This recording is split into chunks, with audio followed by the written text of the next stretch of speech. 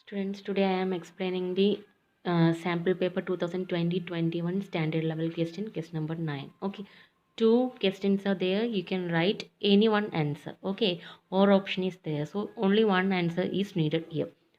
First one, if two tangents are inclined at 60 degree are drawn to a circle of radius 3 centimeter, then find the length of each tangent. So here two tangents are inclined at 60 degrees. So first of all I draw one circle and making O as center. This is two tangents AP and PB, and here it is inclined 60 degree, correct? So if I am drawing one line from the center of the circle to this point, okay, then this line is dividing this angle into two equal part. Here it is 30 degree, here also 30 degree. What is the actual question? Then find the length of each tangent. We have to find PA and PB. Okay, both PA and PB are equal, so if you are finding PA, it is enough. Okay, so if you want to find PA, if you have two sides, then you can apply Pythagoras theorem. But here we have only AO. The other side we don't know. So if we want to find PA, we can apply the trigonometric properties here. Here we know that this is 30 degree. Okay, and this is 90 degree.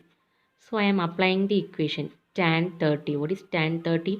Adjacent side divided by, opposite side divided by adjacent side. So what is the opposite side of this angle 30? That is AO.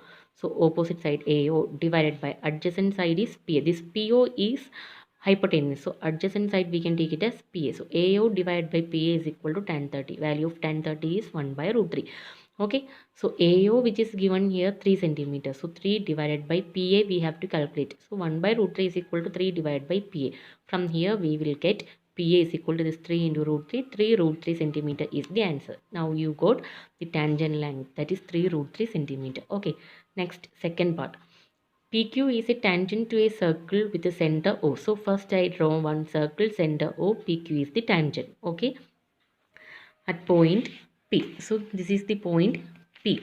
Okay, if triangle OPQ, this is the triangle OPQ is an isosceles. Isosceles triangle means two sides are equal. Okay, then we have to find angle OQP. OQP. We have to find this angle Q, correct?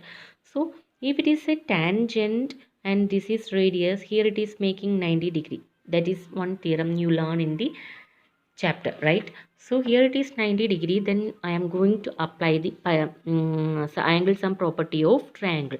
Angle O plus P plus Q is equal to OQP. Sum of these three angles should be equal to 180 degree. Okay, suppose two sides are equal, because it is isosceles triangle which is given in the question, then their opposite angle should be equal. Another property of triangle. Okay, if two sides are equal, then their opposite angle should be equal. Okay, so if it is 90 degree, this is the opposite side. So this one we cannot take. Okay. So I am taking these two sides are equal, then their opposite angle, this angle O and Q are equal. So I am equating angle O plus Q is equal to 180. Instead of this O, we can write Q because O and Q are equal. So Q plus angle P we have here 90 degrees. So Q plus 90 is equal to 180. From here we will get 2Q is equal to 180 minus this 90. Then Q is equal to this 90 divided by this 2. We will get 45. So angle Q we have to calculate here. So angle Q means angle OQP, that is we have to calculate. Okay, so angle OQP, now we got it, which is equal to 45 degree. This is the final answer.